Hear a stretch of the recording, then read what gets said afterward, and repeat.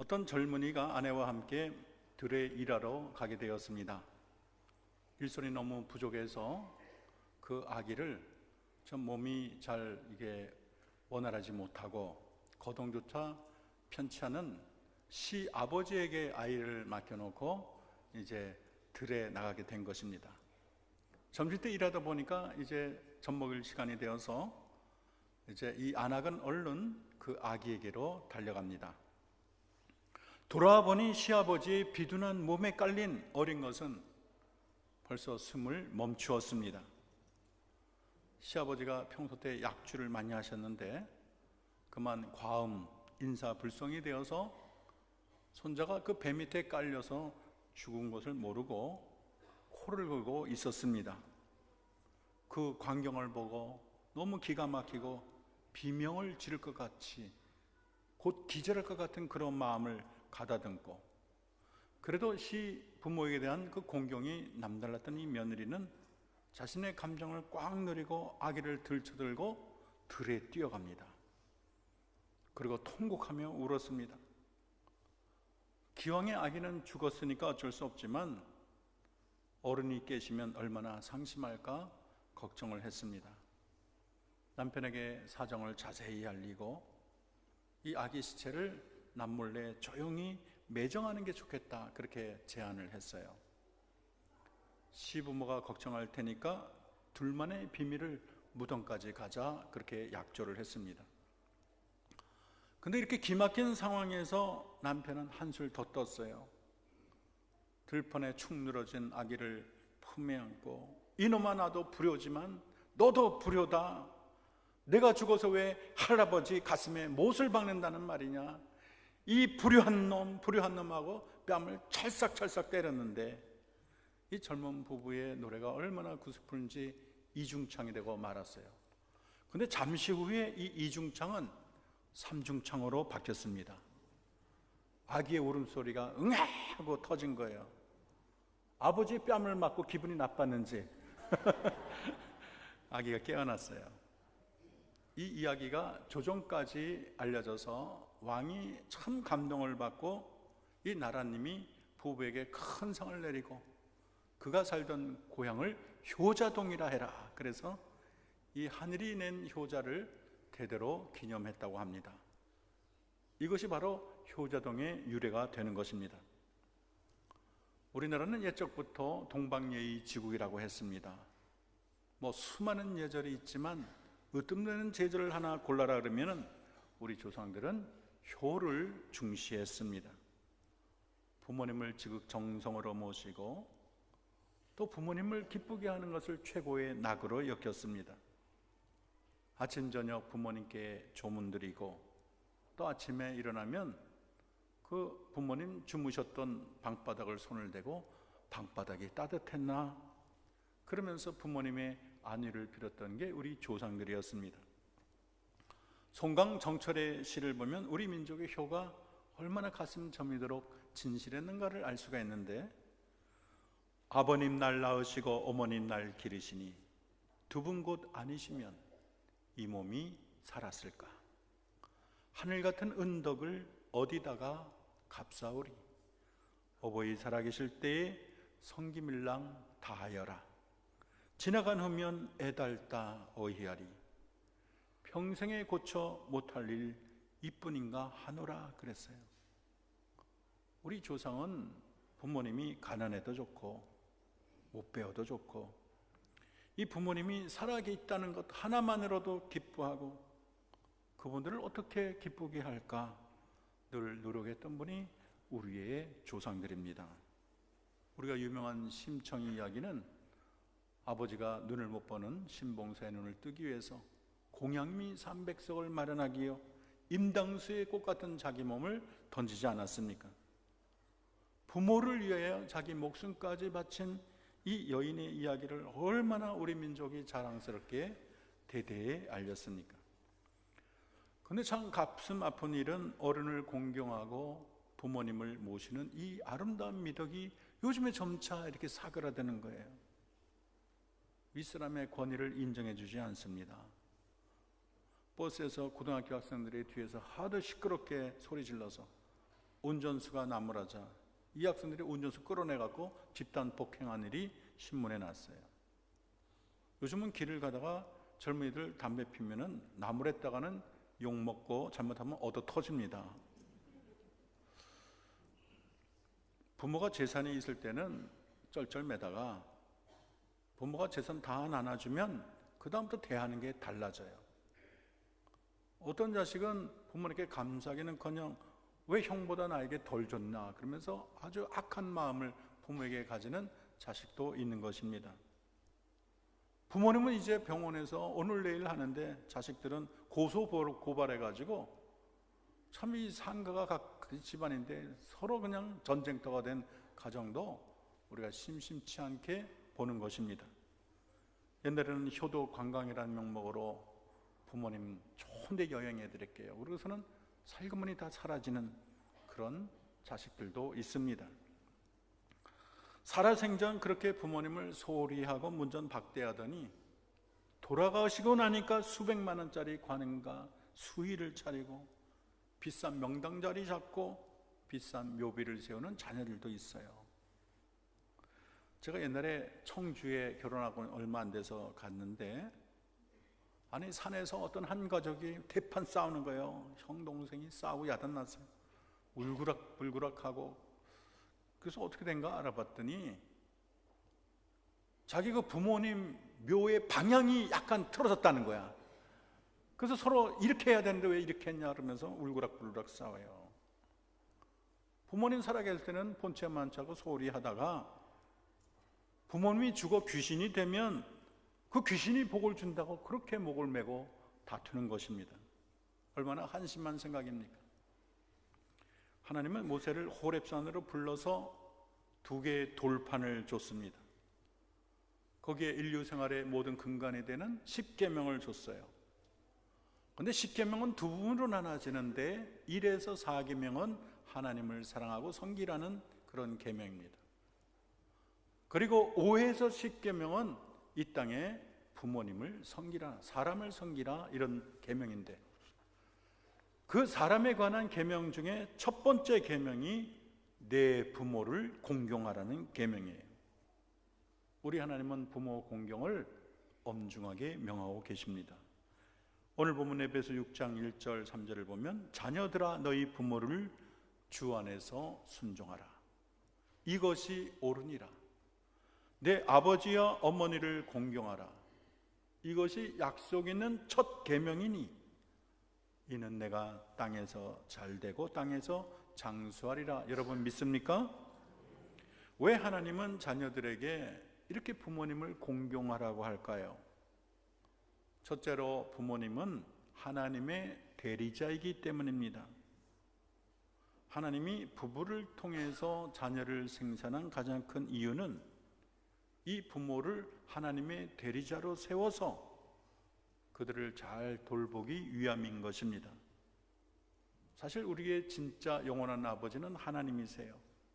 하나님이 태 속에 보이지 않는 손으로 우리를 다 창조하셨습니다.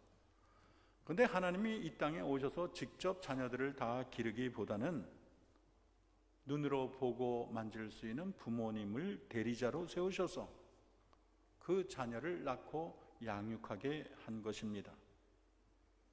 그리고 부모를 향해서 너희는 나의 대리자다. 나의 대리자로 나의 선물인 자녀들을 나의 뜻에 맞게 양육하라고 요청했습니다. 그리고 자녀들을 향해서는 너희 부모는 나의 대리자이기 때문에 너희 부모를 공경하고 섬겨라 명령한 것입니다. 이 부모님은 자녀를 교육할 권위와 책임을 갖고 있고 또 부모는 경건한 자녀를 훈련하는 최초의 교사라고 말할 수가 있습니다. 두 번째로 부모는 자식을 낳았기 때문에 자식은 부모께 순종해야 합니다. 우리가 잘났던 못났던 이 세상에 존재하는 것은 부모님이 있었기 때문이에요. 내 손과 내 발, 내 머리털 하나까지 부모님께 물려받지 않은 게 하나도 없어요. 이 땅에 나를 존재하게 하신 분은 하나님이지만 또 부모님이시기 때문에 우리가 그분을 섬기는 것은 마땅한 것입니다.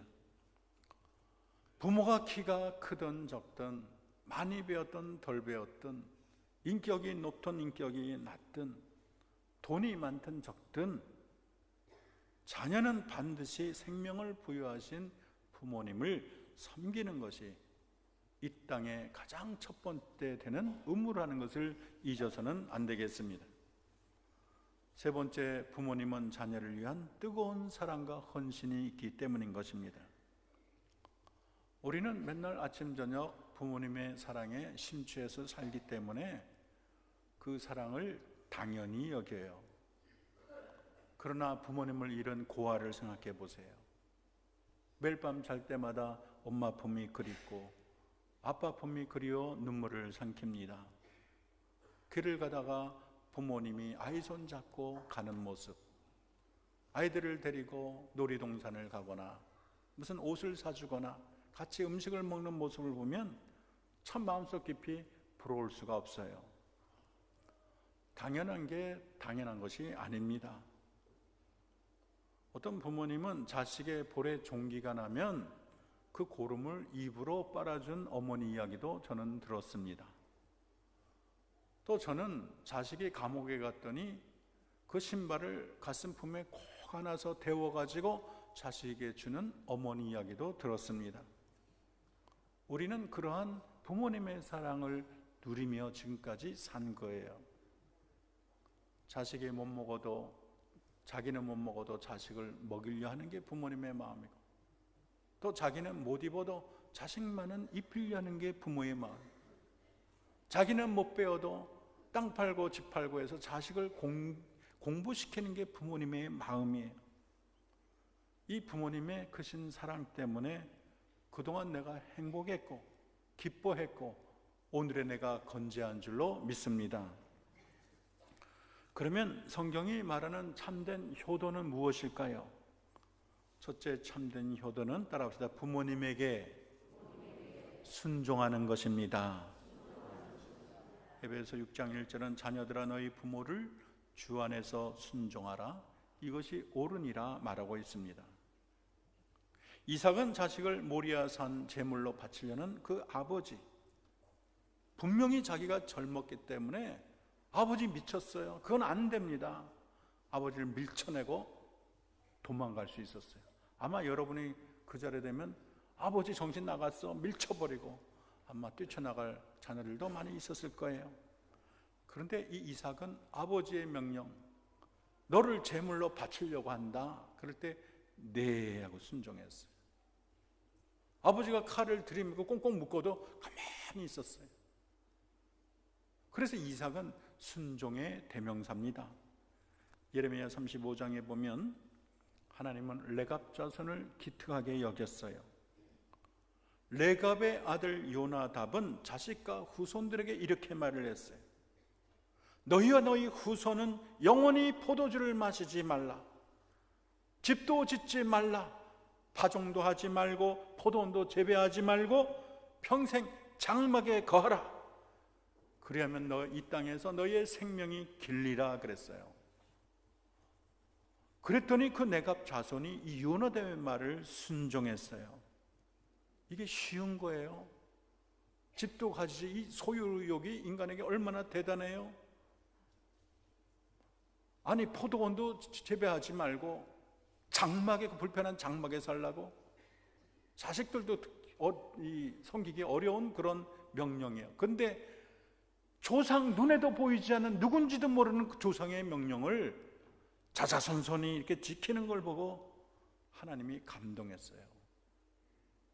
이스라엘 백성은 하나님이 그렇게 많은 기적과 역사를 나타내도 금방 돌아서고 우상 섬기고 그러는데, 아니 이 레갑 자손은 하나님이 명령한 것도 아니고 아버지가 명령한 것도 아니고 먼 조상이 지키기 어려운 명령을 한 것을 다들 아멘하고 그렇게 순수하게 지키는 걸 보고 그것을 본 하나님이 감동을 했어요. 예레미야 35장 18절 19절에서 하나님이 그들을 축복합니다. 만군의 여호와 이스라엘의 하나님이 이같이 말씀하기를 너희가 너희 선조 요나답의 명령을 순종하여 그 모든 훈계를 지키며 그가 너에게 명한 것을 행하였도다. 그러므로 나 만군의 여호와 이스라엘의 하나님이 이같이 말하노라. 레갑의 아들 요나답에게서 내 앞에 설 사람이 영영 끊어지지 아니하리라. 하나님은 이 땅을 살펴보시고 부모님의 말을 잘 순종하는 자를 보시면은 반드시 복을 주시고 그 복도 대대로 주시는 줄로 믿습니다. 두 번째로 참된 효도는 따라합시다. 부모님을 존경하는 것입니다.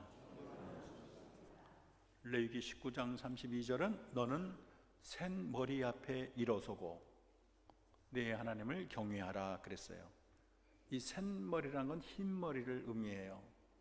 나이 많으신 어르신이 오면 자리에 일어나서 경의를 표하라는 것입니다. 잠언 23장 22절 25절은 너 낳은 아비에게 청종하고 늙은 어미를 경히 여기지 말지니라. 부모를 존경하라는 것이에요. 존경받을 게 있어서가 아니라 부모면 무조건 따지지 말고 존경하라는 것이 하나님의 명령인 것입니다. 기껏 공부시켜놨더니 그 많은 재산 들여가지고 공부시켜놨더니 부모 무식하다고 무시해요. 결혼해가지고 자기들끼리랑 알콩달콩 살고 부모님은 아주 고루하다고. 부모님은 저렇게 문제가 많고 생각이 어리석어서 가난했지만 그래 나는 달라서 이렇게 성공했다고 참 부모님을 우습게 여기는 자녀들이 있습니다. 어떤 자녀들은 아버니 어머니가 구식이라고 자꾸 부모를 나무라고 고치려고 해요. 부모님을 고치려 하는 게 너무 힘들어요. 아니 부모님이 수십 년 그렇게 사셨는데 왜 부모님이 꼭 자기 스타일로 현대에 맞추라고 자꾸 고치려고 합니까? 그리스 신화 프로크루테스 침대 얘기가 나오는데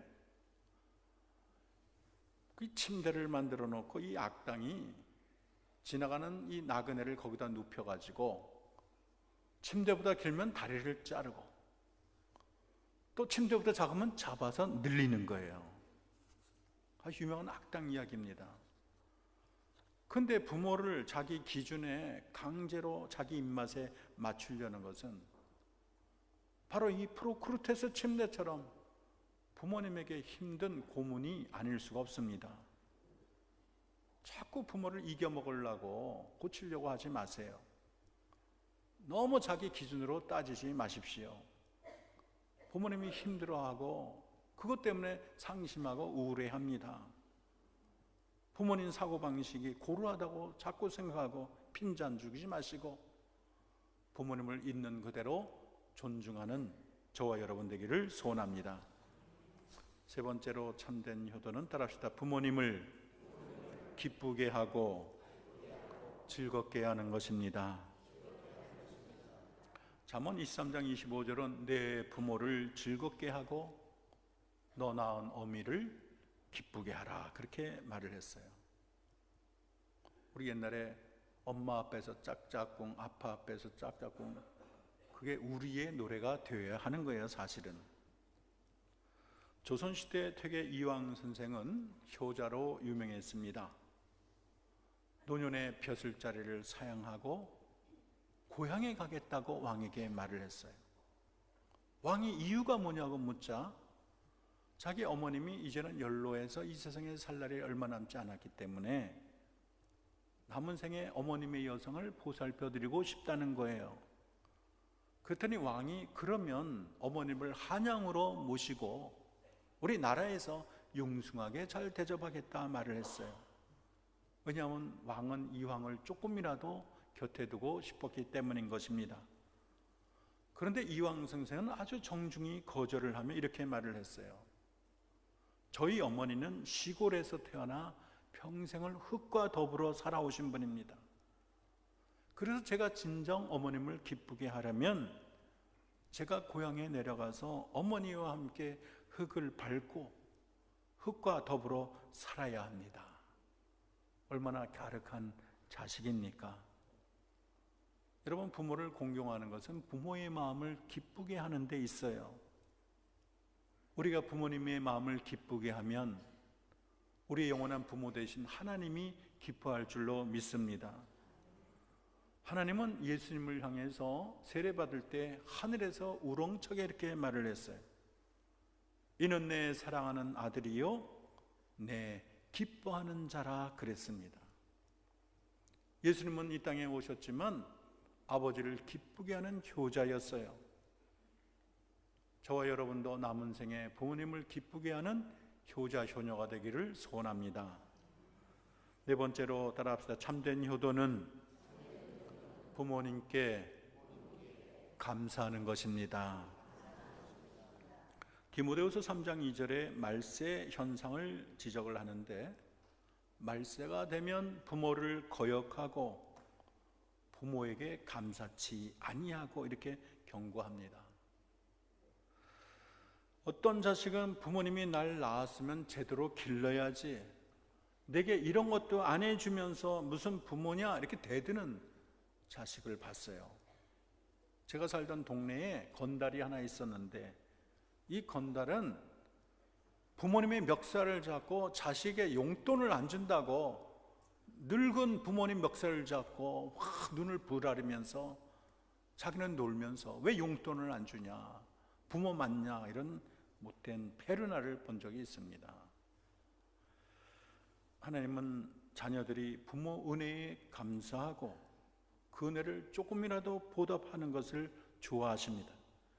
디모데전서 5장 4절에서 만일 어떤 과부에게 자녀나 손자들이 있거든 저희로 먼저 자기 집에 효를 행하여 부모에게 보답하기를 배우게 하라. 이것이 하나님 앞에서 받을 만한 것이라, 그렇게 말을 했습니다. 부모에게 보답하기를 배우게 하라. 이게 아버지의 마음이에요. 부모님의 은혜를 당연히 여기지 말라는 거예요. 부모님의 은혜를 생각하고 어떻게 그 은혜를 갚을까 감사를 표현할 줄 아는 사람이 되라는 뜻입니다. 어머니 저를 낳아주셔서 감사합니다. 저를 길러주셔서 고마워요. 옛날 먹고 살기 어려운 때 고생 많이 했지요. 엄마 손이 많이 거칠어졌네요. 저는 엄마가 사람만 있어도 저는 행복합니다. 오래오래 사세요. 우리가 좀 그런 자세로 이 땅을 살아야 되지 않겠습니까? 좀 집에 가면 부모님 좋아하는 떡이나 과일도 좀 사가고, 부모님 어떻게 또 칭찬을 할까? 부모님 듣기 좋은 얘기도 좀 할 줄 알고, 어버이날뿐만 아니라 우리가 자식들이 늘 부모님께 감사를 표시하고 칭찬해 드려야 부모님이 기뻐하시고 또 사는 보람을 느낄 것입니다. 마지막으로 참된 효도는 따라합시다. 부모님을 사랑하고 부모님에게 친근히 하는 것입니다. 요즘 세대차가 심한지 집에 들어오면 부모님을 본체만 체하고 하루 종일 한두 마디로 끝내는 자녀들이 많습니다. 불효예요. 어떤 가정은 부모와 대화를 잊었어요. 한 달에 한 번 전화도 안 해. 부모가 병원에 누워 있어도 한 달에 한 번 오지도 않아. 부모님과 대화를 안 한다고 얼굴을 보지도 않고 딴 데 보고 얘기하는 자녀들도 있습니다. 대화 자체가 그 싫다는 거예요. 굉장한 불효입니다. 아무리 부모에게 좋은 음식을 대접하고 좋은 옷을 입히고 좋은 집에서 산다고 해도 마음속에 부모를 사랑하는 마음, 존경하는 마음이 없고 부모를 친근하지 않는다면 그거는 참된 효도라고 말할 수 없어요. 아니, 내가 부모에게 용돈 30만 원씩 주고 고기도 주고 잘 사는데 뭐가 불만이에요? 문제는 사랑을 안 한 게 문제고 부모님을 친근하게 대하지 않은 게 문제입니다. 어떤 한 형제가 노모를 번갈아 모셨어요. 근데 형은 아주 부자고 동생은 가난했습니다. 그게 형 집에 가면은 뭐 좋은 옷도 주고 맛있는 음식도 나오고 선물도 나와요. 근데 엄마는 이상하게 동생 집에 있으면 좀 더 오래 있는 거예요. 그 음식도 안 좋고 잠자리도 불편한데 왜 동생 집에 엄마가 자꾸 있나 동종에서 그러나? 그래서 한번 물어봤어요. 엄마 왜 이렇게 동생 집에 가면 우리 집보다 오래 있어? 그랬더니 엄마가 하는 말이, 야, 옷과 음식이야 너희 집이 정말 좋지. 그런데 작은 집에 가면 잠자리 들기 전에 나랑 이야기도 많이 하고 등을 긁어주는데 그게 어찌나 시원한지 하루하루 하다가 좀 더 늦는 거야. 그랬다는 거예요. 어머니를 즐겁게 했던 것은 큰아들이 제공한 좋은 옷, 좋은 음식보다도 작은 아들의 사랑과 정성, 친근한 말, 다정한 눈빛, 그게 더 마음에 들었던 거예요. 사람은 좋은 옷이나 음식만 갖고는 행복해질 수가 없습니다. 아기들도 자기를 사랑하는 사람 척 보면 알아요. 여러 명 있어도 자기 사랑하는 사람에게 달려가요. 아기가 말도 못하는데. 근데 어머님이 모르겠어요. 내 아들이 나를 얼마큼 생각하나, 얼마큼 나를 좋아하나, 마지못해 형식적으로 대하나, 마음을 활짝 넣고 살갑게 마음 진정으로 나를 좋아하나. 사람은 영물이라서 탁 보면 아는 거예요. 부모님은 연세가 많을수록 고독감을 잘 느낍니다. 그러므로 자꾸 대화하고 친근히 하기 바랍니다. 우리 하나님도 보잘것없는 우리 인간들과 대화하는 것 참 기뻐하지 않습니까? 하나님도 친근히 하는 자를 참 좋아하셨어요.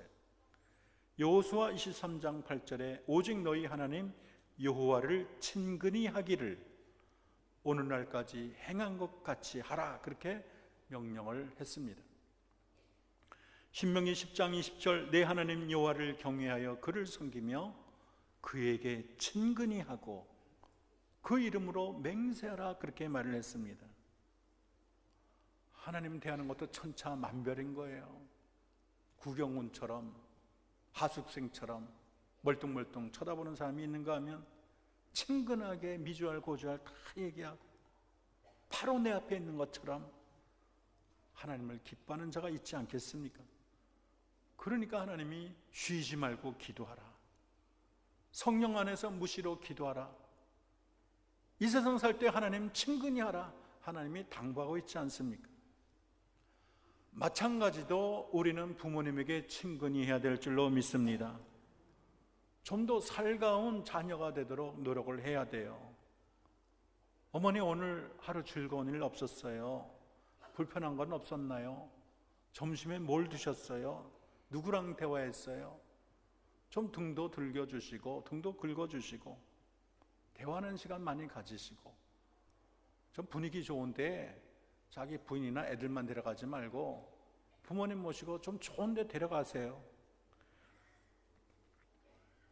손을 잡고 산책도 하고, 또 부모님들이 같은 얘기 한다고 자꾸 왜 같은 얘기 하냐 그러지 마세요.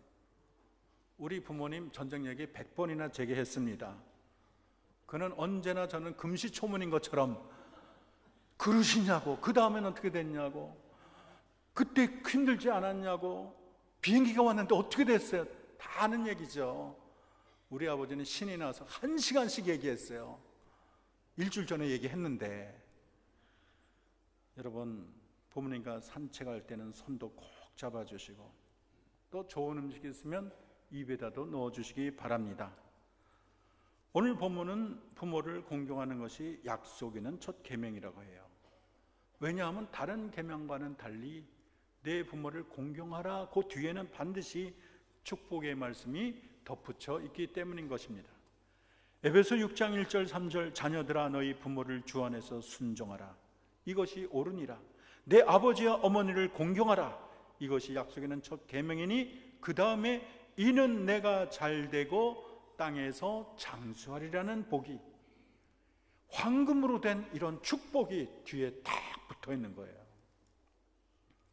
출애굽기 20장 12절도 내 부모를 공경하라, 그리하면 너희 하나님 나 여호와가 내게 준 땅에서 내 생명이 길리라 말을 했어요. 하나님은 거듭해서 부모에게 공경하면 네가 장수하겠다, 땅에서 잘되고 복을 얻겠다, 축복을 계속해서 말씀하는 거예요. 유독 이 계명에만 이렇게 축복을 하나님이 지정한 것은 이 계명처럼 중요하고 이 계명처럼 모든 삶의 근원이 되는 게 없기 때문인 것입니다. 보이는 부모를 잘 섬기지 못하면서 어떻게 보이지 하나님께는 최선을 다한다고 말할 수 있겠어요? 아니, 보이는 부모에게 60점짜리가 어떻게 보이지 않는 하나님에게 90점이 되겠습니까? 잠언 10장 20절은 자기의 아비나 어미를 저주하는 자는 그 등불이 유황 중에 꺼짐을 당하리라 말을 했습니다. 출애굽기 21장 15절 자기 아비와 어미를 치는 자는 반드시 죽일지니라 말을 했어요. 출애굽기 21장 17절 아비나 어미를 저주한 자는 반드시 죽일지니라. 레위 20장 9절 무릇 그 아비나 어미를 저주하는 자는 반드시 죽일지니 그가 그 아비와 어미를 저주하였은즉 그 피가 자기에게로 돌아가리라. 잠언 30장 17절 아비를 조롱하고 어미 순종하기를 싫어하는 자의 눈은 골짜기의 까마귀에게 쪼이고 독수리 새끼에게 먹히리라. 신명기 27장 16절 그 부모를 경홀히 여기는 자는 저주를 받을 것이라 할 것이요 모든 백성은 아멘할 것이니라. 하나님은 부모 공경을 굉장히 엄중하게 선포하고 있어요. 부모를 우습게 여기는 자는 하나님이 곱게 보지 않습니다. 부모님께 대들고 눈을 부라리고 부모님의 멱살을 잡고 우습게 여기고 찬밥 대우하고 어머니 아버지가 저게 해준 게 뭐가 있어요? 한 번 말하면 5번씩 대들고 하나님이 곱게 보지 아니하시고 진노의 쨉찍을 들고 있는 것입니다. 보이는 부모를 사랑하지 않으면서 보이지 않는 하나님을 진정으로 사랑한다는 말은 새빨간 거짓말입니다. 하나님은 그의 대리자로 세우신 부모를 섬기고 공경하는 것이 바로 하나님을 사랑하는 것임을 우리 하나님은 강조하고 계십니다. 오늘날 교회를 보면 기도는 열심히 하고 교회 와서 봉사는 잘하는데 자기를 낳고 기른 부모에 대해서는 소리하고 부모에게 비수 같은 말을 함부로 던지는 자를 저는 보기도 했습니다. 부모가 무식하다고 늙고 쇠했다고 병들고 추하다고 몸에서 냄새난다고 구석 늙은이 집어넣고 본체 많지 않은 배은망덕한 자녀들이 이 시대에 얼마나 많습니까? 제 자식의 오줌똥은 손으로 주무르지만 부모님 입에 흘린 침은 더럽다고 멀리해요. 과자 봉지 들고 와서 자기 아이의 손에 쥐어지는 것은 좋아하면서 부모님에게 고기 한 건 사들고 올 줄 모릅니다. 부모님은 10자식을 한결같은 사랑으로 길렀고 힘들다 말 안 했는데 이 10자식은 부모 하나를 잘 모시지 못하고 서로 자기에게 올까봐 손을 막 흔들고 부모님을 무거운 짐 취급합니다.